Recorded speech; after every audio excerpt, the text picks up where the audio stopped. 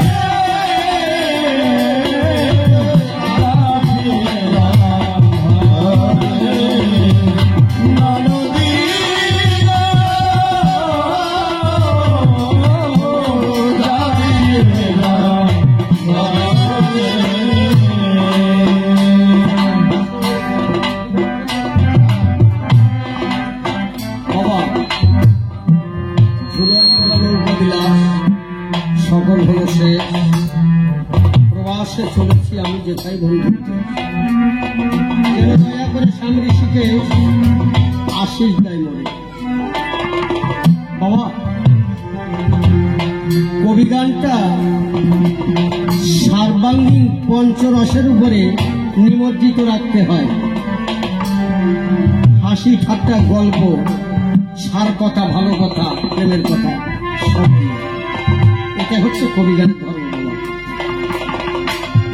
দেখেন ছোট বাজাও বাড়িতে বালাম চাল আছে আচ্ছা মা বালাম চাল এখন বর্তমান 95 টাকা করে কিলো তা যদি আপনাকে শুধু বালাম চালের ভাত রান্না করে দেই একটা কাঁচা লঙ্কা একটু নুন দিয়ে আপনি খাইতে পারবেন পারবেন না আনুষঙ্গিক তার মধ্যে প্রয়োজন আছে তাই না বাবা খাসির মাংস দরকার চিংড়ি মাছের কালিয়া দরকার নাকি চিংড়ি মাছের কি কয় মালাইকারি তা সেটা কও না কেন আমি নয় মনে নাই গরিব মানুষ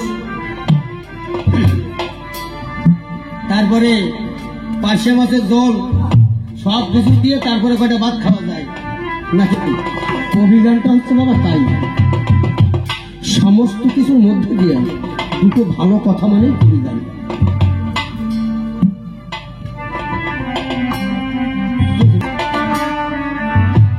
আপনাদের এই নদিয়াটাকে আমি ভালোবাসি কেন সেটা শোনেন একটা ঘটনা আমাকে একটু বলতে হবে কৃষ্ণ প্রতি মন ঘুরে গেলে মানুষের কি হয় আমি আরো ঘন্টাখানেক নেব কথা অসুবিধা নাই আপনারা সনাতন গোস্বামীর দেশের লোক, কি বলেন? সনাতন গোস্বামী কেমন ছিলেন জানেন তো? সনাতন গোস্বামী একদিন শ্রীমান মহাপ্রভুকে গিয়ে বললেন, প্রভুজি। তো বলছে, হ্যাঁ বলুন, আমি বাড়িতে একটু বৈষ্ণব সেবা দেবো, আপনি কিছু বৈষ্ণব দিয়ে আমার ওখানে একটু যান। শ্রীমান মহাপ্রভু কথা দিলেন, ঠিক আছে আমি যাব। সনাতন গোস্বামী বাড়িতে এসে দেখলেন তন্ডুল নাস্তিক, তার ঘরে চাল নেই। তাহলে কাল সকালে বৈষ্ণব আসবে, সেবা দেবে কি দিয়ে? উনি একটা পশরা মাথায় নিয়ে গঙ্গা পার হয়ে ওপারে গিয়ে কৃষ্ণ নাম করে করে ভক্তের বাড়িতে সারাদিন ভিক্ষা করে চলেছে। সন্ধ্যার অন্ধকার হওয়ার আগে খেয়া ধরে তখনকার দিনে বন্ধ হয়ে যেত। বাবা, 50 বছর আগে এই রাস্তার পরিস্থিতি কি ছিল আপনাদের মনে আছে তো? তাহলে আজ থেকে 600 বছর আগের কথা, তখন দেশের পরিস্থিতি কি? খেয়া তরি বন্ধ হয়ে গেছে, চালের পশরাটা মাথায় নিয়ে হা গোবিন্দ প্রাণ গোবিন্দ বলে কানতে শুরু করে দিয়েছে। গোবিন্দ, কালকে তো আমার বাড়িতে বৈষ্ণব সেবা, আমি প্রভুকে নিমন্ত্রণ করে এসেছি, আমি যদি বাড়িতে না যেতে পারি আমার তো বৈষ্ণব সেবা দেওয়া হবে না। নদীর কূলে দাঁড়িয়ে দিনহীনের দেশে খেয়াতরের উদ্দেশ্যে আমার সনাতন গোস্বামী দুবাহু উদ্ধতিকে তুলে আমার প্রাণ গোবিন্দের আশায় কান্নাকাটি করে চলেছে। আমার প্রাণ গোবিন্দ কি করেছে দেখুন, একটা কুম্ভী জলের উপর দিয়ে ভেসে সনাতন গোস্বামীর দিকে আসছে। কুম্ভীরটা যখন এগিয়ে আসছে, রাতের অন্ধকারে সনাতন গোস্বামী ছোটবা যাও, সনাতন গোস্বামী ভাবছে বোধহয় একটা ডিঙা তৈরি এসছে। সনাতন গোস্বামী বলছে, মাঝি আমি অন্ধকারে ভালো দেখতে পাচ্ছি না, কাল আমার বাড়িতে বৈষ্ণব সেবা মাত্র, আমার একটু পাপ করে দিতে পারো? কুম্ভীরিণী যেখানে সনাতন গোস্বামী দাঁড়িয়ে আছে সেইখানে গিয়ে স্থির হয়ে গেছে। সনাতন গোস্বামী চালের পশরাটা মাথায় নিয়ে হা কৃষ্ণ গোবিন্দ বলে ওই কুম্ভীরিণীর পিঠের উপরে পা দিয়েছে, দাঁড়িয়ে গেছে। কুম্ভীরিণী তীর গতিতে এপারে নিয়ে এসেছে। সনাতন গোস্বামী যখন নিচে পা দিয়ে নেমেছে, কুম্ভীরিণী 3টে ঘুরপাক খেয়ে জলে তলিয়ে গেছে। সনাতন গোস্বামী যখন চেতন ফিরে পেয়েছে, ব্যাপারটা কি? যদি কাষ্ঠতরী হয় তাহলে 3টা ঘুরপাক খেয়ে জলে ডুবে যাবে না, হয়তো কোনো জলজীব আমার কান্না শুনে আমার গোবিন্দের ডাকে আমাকে পার করে দিয়েছে।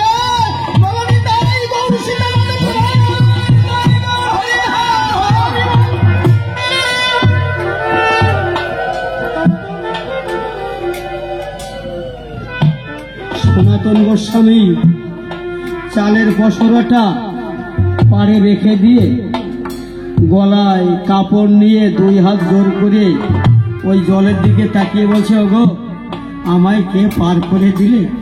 আগামীকাল আমার বাড়িতে বৈষ্ণব সেবা, আপনার নিমন্ত্রণ রইল, আপনি আপনার বৈষ্ণব সেবায় অংশ নেবেন। কুম্ভীরিণী নিমন্ত্রণ গ্রহণ করেছে। সারাদিন সনাতন গোস্বামীর বাড়িতে নাম গান হচ্ছে, তার আঙ্গিনায় প্রসাদ নিয়ে সবাই চলে গেছে, মধ্যাহ্ন ভোজন করে সবাই চলে গেছে। ওই কুম্ভীরিণী মনে করেছে আমি গোবিন্দ সেবায় যাব, আমার তো কিছু একটু নিয়ে যেতে। বাবা এখানে একটা কথা বলে, আসতে বাজাও, ছোট বাজাও। আপনারা হরিবাসরে বৈষ্ণব সেবায় যান না বাবা? হাতে করে তো মিষ্টি ফল জল নিয়ে যান, তাই না? গোবিন্দ সেবায় যেতে গেলে বাবা কিছু নিয়ে যেতে হয়, খালি হাতে গোবিন্দের দরবারে যেতে। আমি তারই সৃষ্টি জীব, এই জগৎটা তার, আমার তো দেওয়ার মতো কিছু নাই। তবু কিঞ্চিত এখনকার মানুষ চালাকি করে বাচ্চা নিয়ে যায়। বাবা একদিন কি বাজারে গিয়ে, মা আপনারা তো একটা বাতাসা কিনে খেয়ে দেখেছেন? খান? কখনো কেউ খেয়েছেন? কেউ খান না তো, না? তাহলে আমার বিশ্ব জগতের মধ্যে সবথেকে পরাণ প্রিয় যিনি আমার প্রাণ গোবিন্দ, আমি যে ভালো খাবারগুলো খাই, রসগোল্লা, সন্দেশ, পান্তুয়া, কাঁচাগোল্লা এগুলো খাই, আমার গোবিন্দের জন্য সেটা না নিয়ে আমি শুকনো বাতাসা নিয়ে যাবো কেন? আমি যে জিনিস খাই না আমার গোবিন্দ।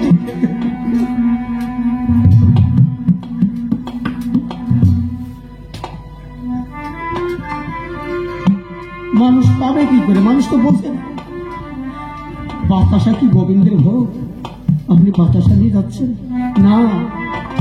আপনি যেটা ভালো খান, আপনার এই বিশ্বকে যিনি সৃষ্টি করেছেন তিনি কিছুই খায় না, খায় কি আপনার নিবেদন, আপনার মন থেকে কি নিবেদন করছে সেটাই খায়।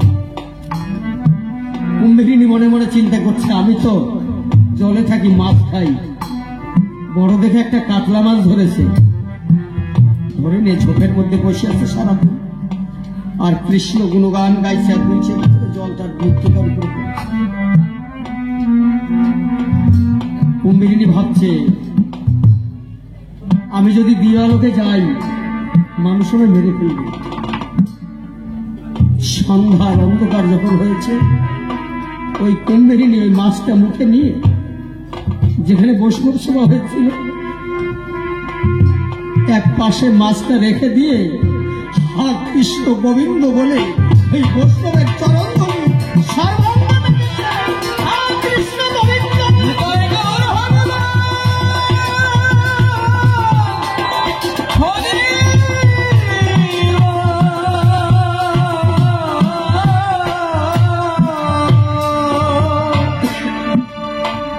ডেকে ডেকে বলছে, গোবিন্দ আমি তো ভক্ত সঙ্গ করতে পারিনি, আসতে পারিনি, আমি বড় অভাগা, তাই বৈষ্ণবের চরণ ধরে আমার অঙ্গে আমি বাঁধলাম, আমার এ পোড়া প্রাণ শীতল করা। মানুষের এই নাম ছাড়া আর বৈষ্ণবের চরণ ধরি ছাড়া এই জীবের আর উদ্ধারের কোন রাস্তা নাই। এরপরে শ্রীমান মহাপ্রভু আর সনাতন গোস্বামী ঘরের দরজা বন্ধ করে ঘরে কৃষ্ণ কথা আলোচনা করছে। এই সময় কুম্ভীরিনী গিয়ে পড়া নাচ্ছে। মহাপ্রভু ডাক দিয়ে সনাতন গোস্বামীকে বলছে, সনাতন দেখো, কোন ভক্ত হয়তো প্রসাদ নিতে বাকি ছিল, সে এসেছে। বলে, না প্রভু, যত ভক্ত নিমন্ত্রিত ছিল সবাই প্রসাদ নিয়ে চলে গেছে। মহাপ্রভু বলছে, সনাতন কালকে সন্ধ্যার অন্ধকারে গঙ্গার ঘাটে কাউকে নিমন্ত্রণ করেনি তুমি? হ্যাঁ প্রভু করেছিলাম। দেখো দরজা খুলে দাও, সেই ভক্ত এসেছে। দেখছে ঘরের দরজায় তুমি কুম্ভীরিনী দাঁড়িয়ে আছে, তার আখি পাতে জল ঝরছে, ছল ছল করে জল তার মৃত্তিকায় পড়ছে।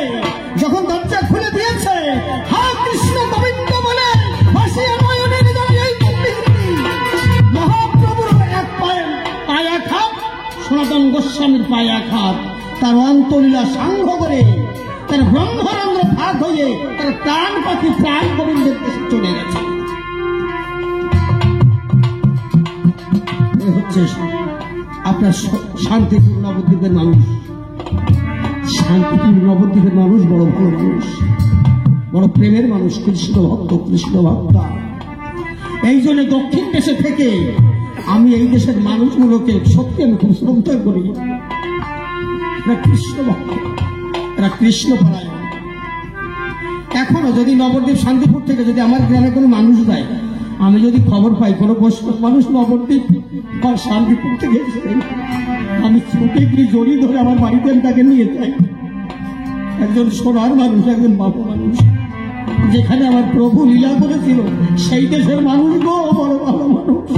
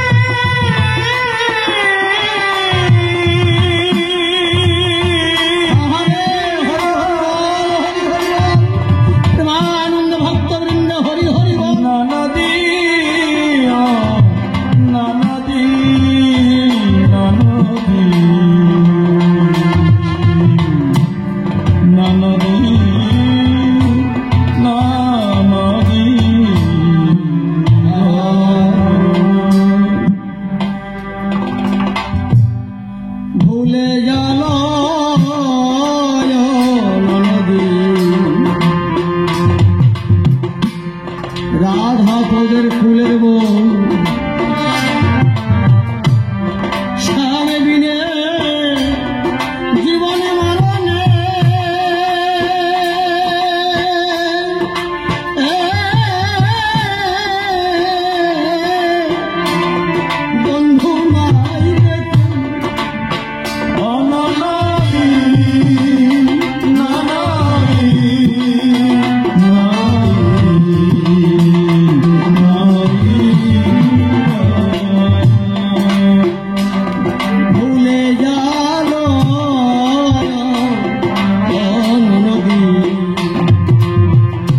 রাধা তোদের ছিল